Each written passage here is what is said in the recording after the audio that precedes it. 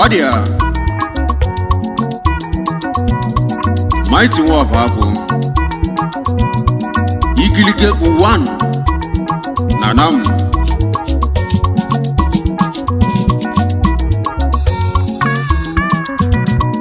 The Mighty International Band of Africa Ndị ajibegwu a ndị na-ekwu na-eme ndị ekwe nkwa eme nkwa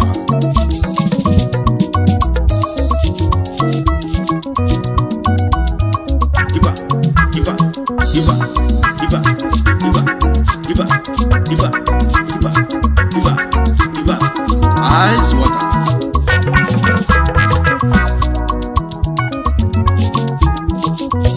ndị ekwe nkwa eme nkwa n'ụwa n'ọbụ ya ka mụ na-ekwu ndị melu obodo dị nnekwu n'ụwa ndị obodo ojibiluru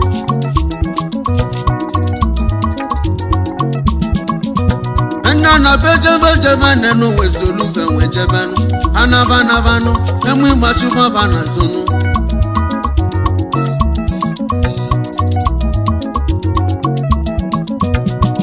okwu na-agwụ ụmụ Igbo ọgala profin triki okwu na-agwụ ụmụ Igbo ezi ọrụ etinye asụ n'ofe n'ụwa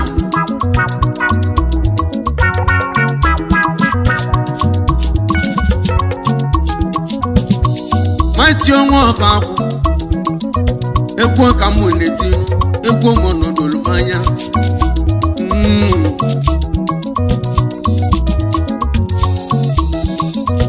ndị ekwe nkwa eme nkwa nụ n'ọbụba ka anyị na-ekwunu ndị enekwe na-emenụ ndị melụ obodo dị nnekwu one n'ụwa ndị anyị na-ekwu n'okwuba ndị na-alị Hong Kong ndị na-alị China ụfọdụ nọ Malaysia ụfọdụ nọ South Africa ụfọdụ n'ala India bilinu ụfọdụ n'ala Indonesia ụfọdụ nọ all over the world banọ n'obodo niile nụ n'ụwa ndị ekwe nkwa eme nkwa nụ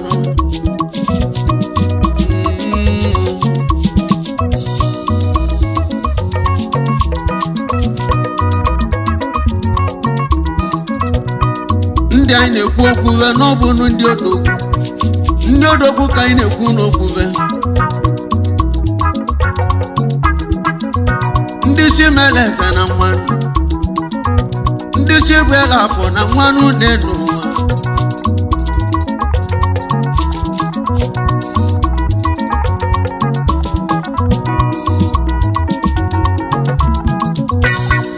ndị na-enyela obodo aka nụ ndị ọ na-abịa na asịsị kpọzi aba ka babianụ obodo mewe ife dị ike na chikasojebanụ ndị ekwe nkwa eme nkwa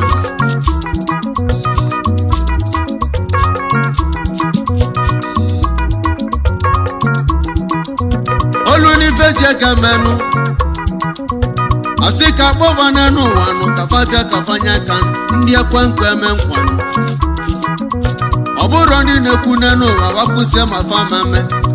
ndị anyị na-ekwu okwuve na-ekwe na-ememenụ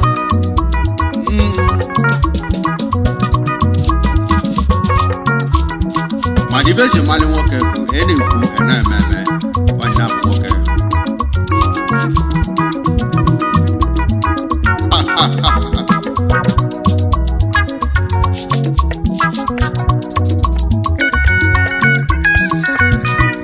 ọdịa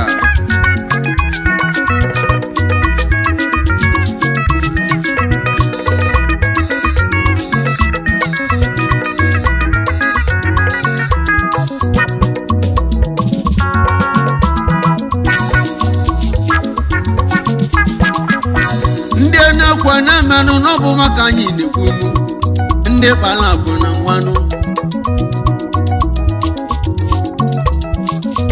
obodo na-ekili ibekili na n'ụwa anya kedu ndị bụ ndị anyị na-ekwunu panaka n'ụwa nụ bapụtasili ike konvoy n'Ikabajaganụ ndị ekwenkwe emekwanụ ka anyị na-ekwunu ndị enekwe na-eme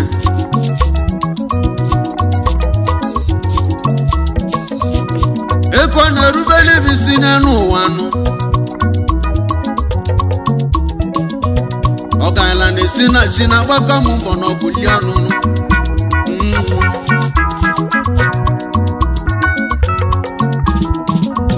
onye gbalị mbọ ya kpata ego onye tara onye n'ụwa n'ezie na oge ebute ikanụ ike pentikọst n'ọbụ ndị anyị na-ekwuzi okwube ndị mara ọgaranya na nwanụ I were ekene Chifsa Savin Edesono Vincent Edesono Ọga ndị ọga Importer and the exporter Oliego n'Ukego ọgala ego na Lagos State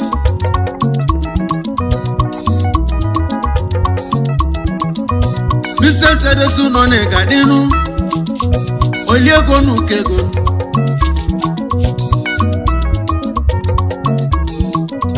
Vincent Edesono n'Igadinu ganama Ojalate mọgọ keduzini ndị ekwenkwe emekwanụ ndị na-ekwe na-eme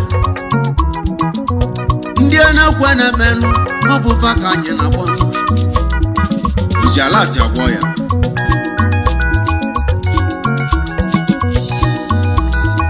landlord na ụmụọba abegbu ọ ga-ala nwere ogwu salịsalị ọ dị ya isi ka nkene oli akwụ gị Chiamaka nwanyị mma ọ dị ka achọ Chiamaka nwanyị mma ọ dị ka chọrọ nwanyị n'ezie na nweke n'unu osodiamatụ anyanwụ ụtụtụ n'ezie na nweke n'unu dalụ ọ dị ya chiba chiba chiba chiba chiba chiba chiba chiba ice water ndị ekwenkwe eme nkwa ndị ekwenkwe eme nkwa ndị ekwenkwe eme nkwa ndị ekwenkwe eme nkwa ndị ekwenkwe eme nkwa Vincent si mụ kenelo ya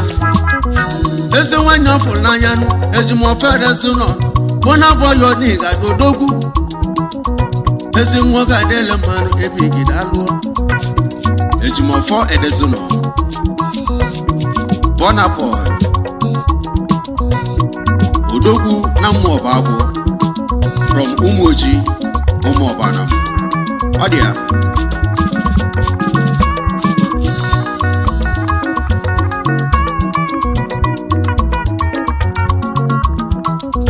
Vincent si mụ kenelo ya nụ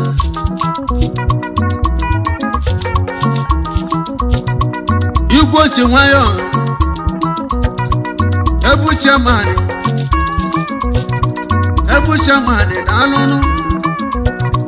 Tamelu danza nwanne m onye ọma igwe ochi nwayọ onye nna n'iso wee bido Samuel Reze igwe ochi nwayọ Ebu chairman Soludo na Lagos State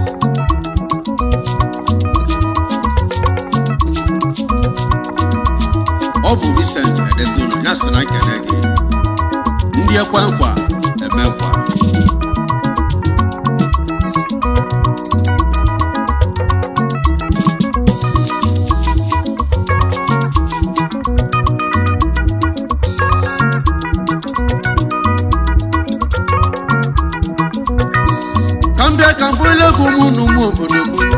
anje kana magana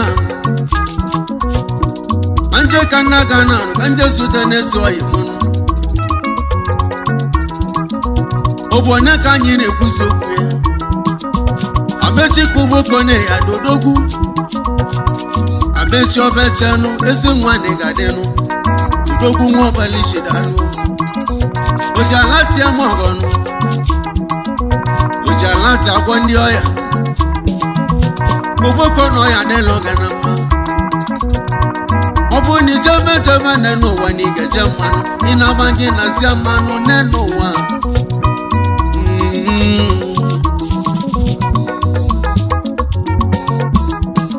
anyị na-ekene Amechi Kuboko odogwu na Ghana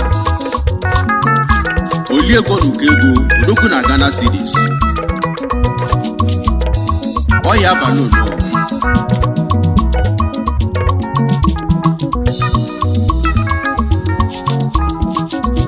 Amechi si mụ kene nwanne ya Anam ndị obeche onogonogo na ọ ga-adịle gị mmanụ onogonogo na gasị ọnụ aka mele ọgọ mele bụ mụ eze na nweke n'ụlọ Amechi obeche onogonogo Ndubisi nwa Pius Ndubes na Ghana ndị a na-ekwu na-eme ndị a na-ekwu na-eme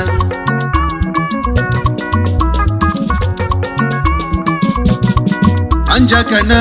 Ikechukwu dọba mobe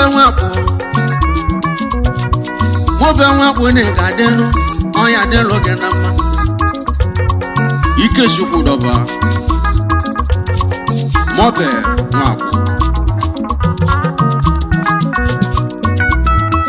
Amechi si na nke n'ụlọ odogwu ego na Ghana A.K.A. Kuboko bịawa ya azụ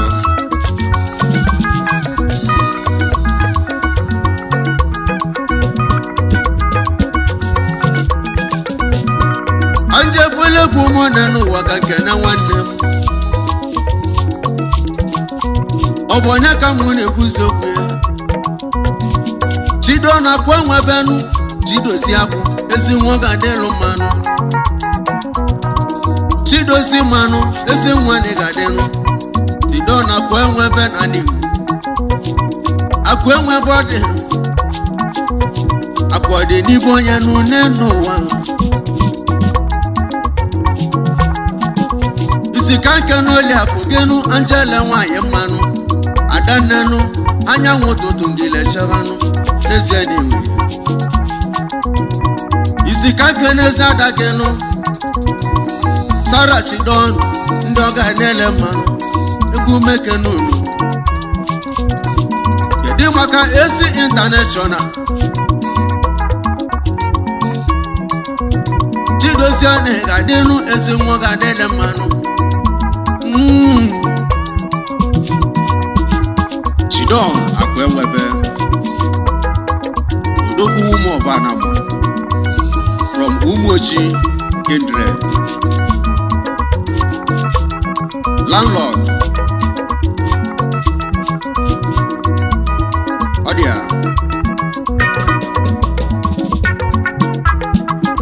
ndị akwa nkwa eme nkwa ndị akwa nkwa eme nkwa ndị akwa nkwa eme nkwa ndị akwa nkwa eme nkwa ndị anakwa na-eme ndị akwa nkwa eme nkwa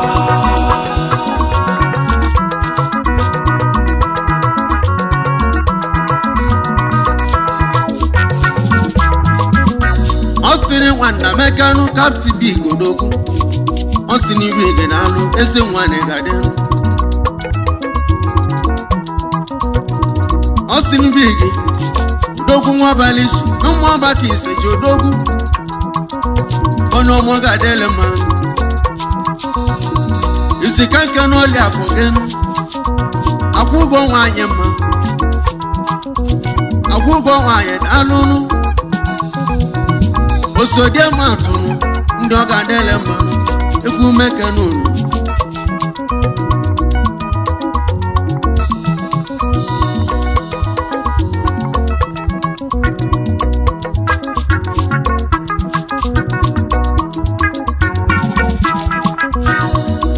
Ekwalo Wabaya nega dodogu Obabo lego Surely Ekwalo from Anam Obabo lego Ego bumawoke Odia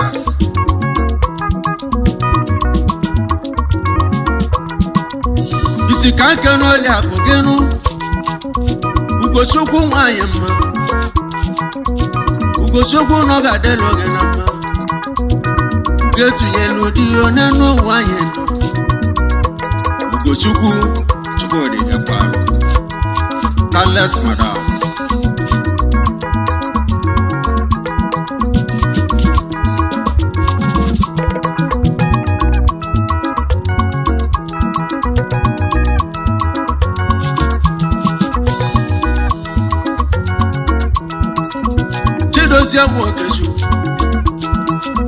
Chidozie Okechukwu Itekwude na-egadenu Itekonu Amma maka isejelu chidi nenu wodogu Amma ekene gị Chidozie Okechukwu Itekwudi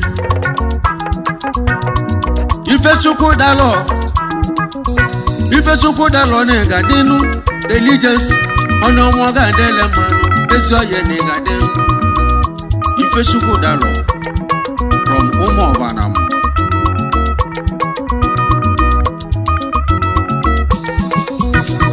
Ono mani so webili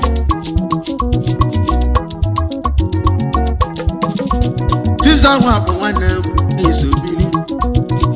Do sisa wapu Landlord Niso bili Odogwo na Ghana Ese nwa no ga delege na mma Dosisa wapo Landlord na Sabah branch Landlord na Miata Anam Odia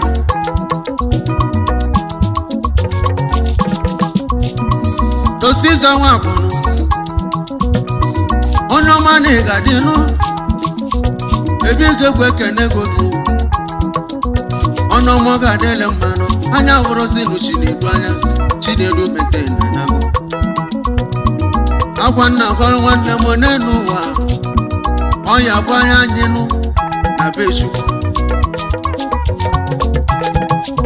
Kanyevola nyenenu wanu Ife melonya deshia mahenu odogu Chedu mete na nao Akwa lele kana kwanu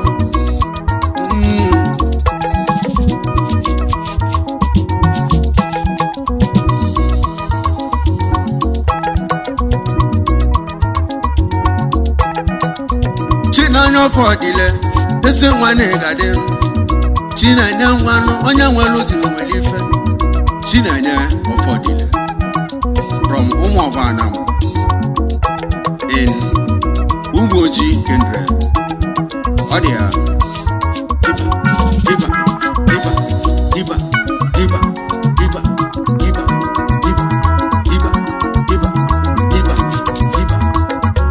Ice water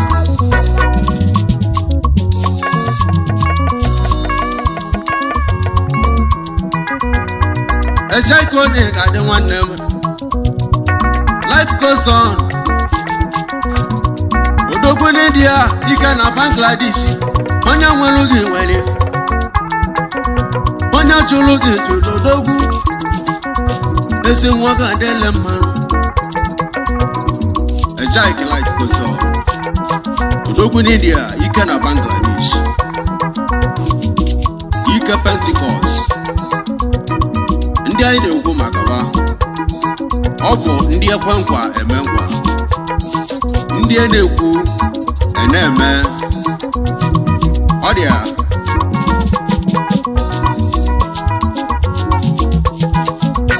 Ejakisi mụ kanenu atọ n'ọmọ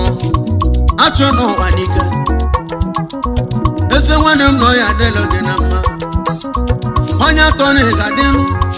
Ebe gị na alụnụ Sondu dansanu Amalu nwakanu Mama robi ya n'ụwa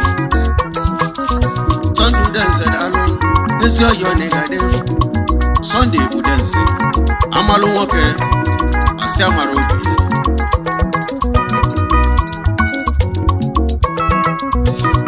akụtike n'igade nwanne m akụtike bigi odogwu jelu Ghana ebe ọ dịbụta ebe ahụko dịbụtike ndị eliwe agwagwo n'enu ụwa anyị nọ akụtike Abuja Nwachukwu akụtike na Ghana Oliego nke ego akụtike na nwa ekene gị onye nwere mmadụ ka onye nwere ego n'enu odogwu ọnụ mekene unu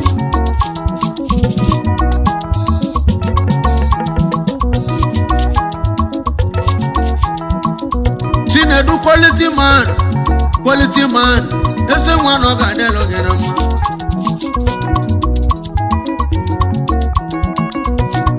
Chinedu quality man from Orabetiti Anam quality man odogwu nwa ga-adịlụ mmanụ Orabetiti onye nwere gị mgbe n'ife ezi oyo na-egade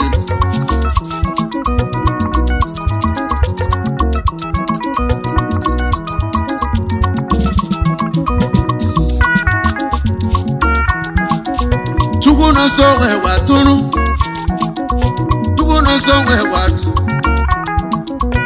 Chukwu no so nwa ga dele mmebi gidalu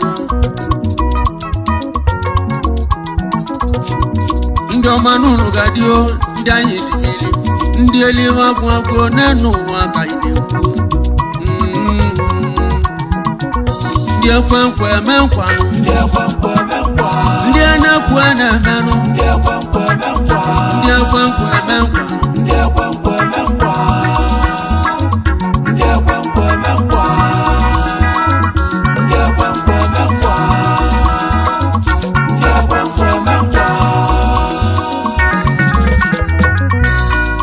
Brambo yodogwu Azubika n'igade nwanne m Azubika nwanna luo Igwe na Togo esi nwa ga-adịle mma Azubika nwanna luo The Brambo Azubika nwanna luo Igwe Togo ọ dị ya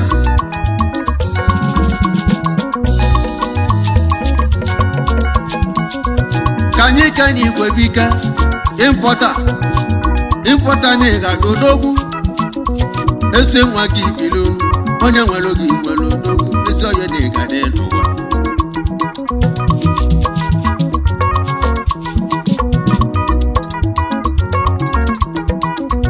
echekela kosa nyasi na nke n'ụlọ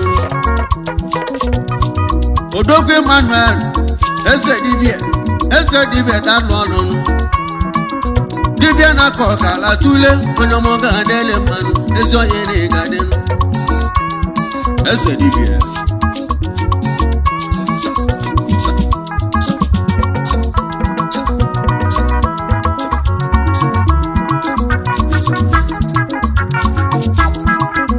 kambia kampu ilekwumu anje na-ahụ ọkala anje zute ndị ọyị mụrụ ndị ọmọ ga-adịle mmanụ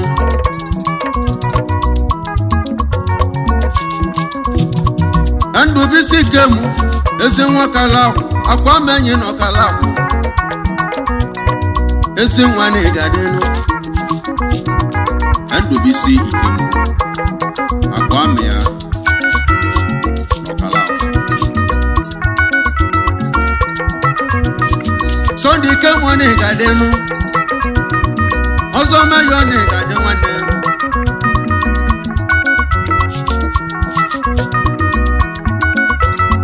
Sunday ikemu ọzọ meyo ọkalakwụ Boma Yushema na Igbari amụ ọkalakwụ ọ dị ya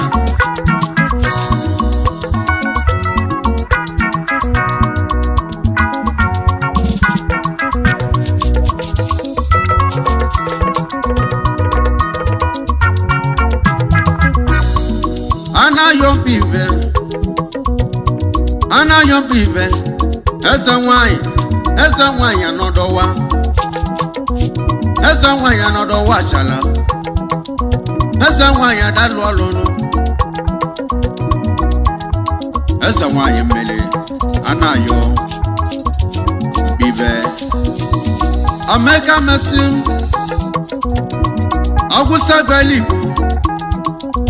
Awusa Beligbo n'ọkala akwụdalụ ọkala tụle dibịa n'esi enegwu mekene gị ameke emesim Awusa Igbo na ọkala ọka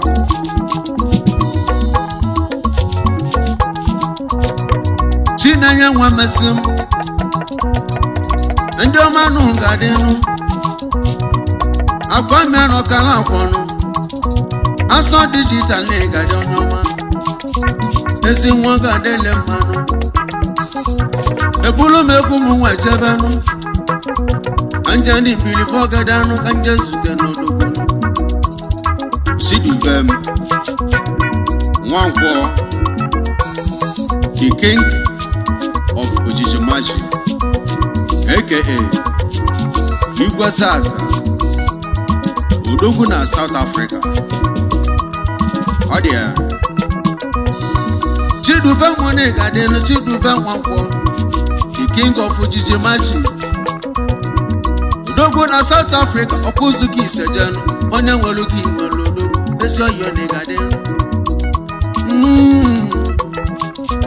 Ndị na-ekwu na-emenụ ndị na-ekwu na-emene n'ụwa ka ịdịkwuru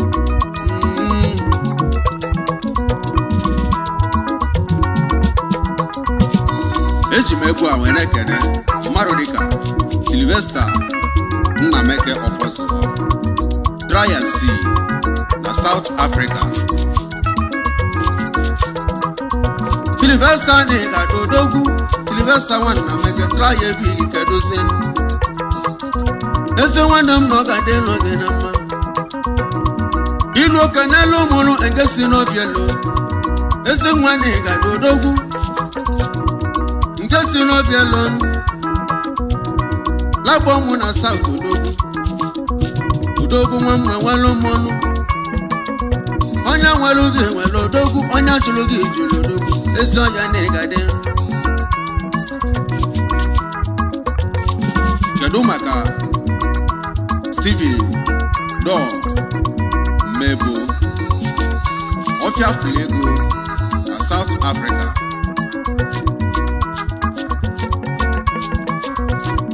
Steven Dor Mebo onye ọma na-egade Ọfịa Fulego na-egade onye mere ọgwụ na-egade. Kedu maka Afamudo Akụ nwata na India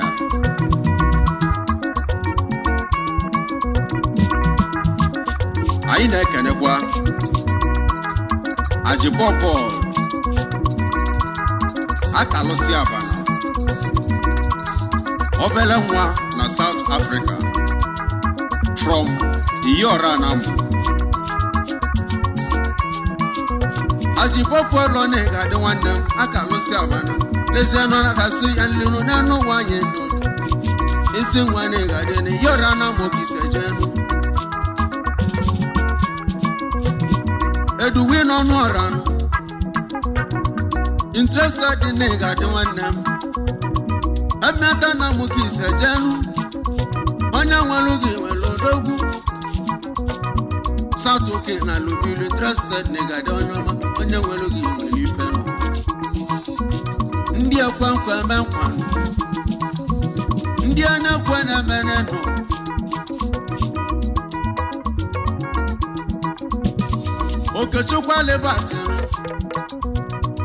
Okechukwu Lebat keduzi Okechukwu Lebat oke kpako n'India ọ dị ya Emmanuel One Nation Emi Loaded onye ọma na-egadenu dike na linda bili odogu mume welu mana eso ya no gadelo ginama ndi akwankwa menkwa ndi akwankwa menkwa ndi akwankwa menkwa ndi akwankwa menkwa ndi anakwa neme ndi akwankwa menkwa mati onwa magu ego amalo ego kamu litlu ndi akwankwa menkwa odia Kambule gumu kanje kenenu kanje kenenu yemu Tukwa meke jamike Igwe janja kedusini Esi nwoga delema Esi nwoka la kwane gadenu Ilu se kenelu mu Onogu maiti nwoka la kwane Ona ije n'obodo Ilogi kenelo mo Isi a 1 million Isi a 1 million A 1 million oki genya mighty Ajujo kamon ajuno Isi a million do Ego mona moga na rone noa Andi lotel na noa Oga no goso na noa munemu na lotero na woni woni no wa egu kana bia na no wa ndi akwankwa menkwa ndi akwankwa menkwa ndi akwankwa menkwa